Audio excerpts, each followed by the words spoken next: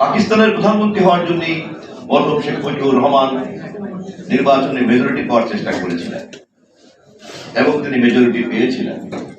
He was prime minister waiting of Pakistan.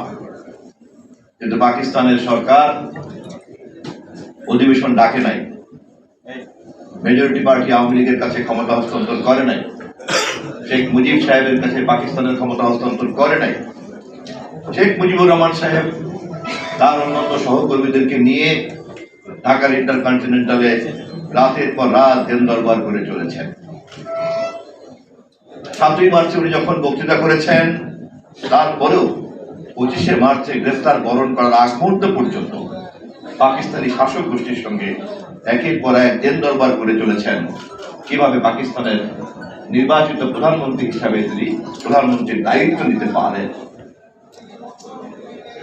আমি যেটুকু বললাম এটুকু ইতিহাসের অংশ। যদি কেউ এ বিষয়ে চ্যালেঞ্জ করতে চায় তাহলে করতে পারে।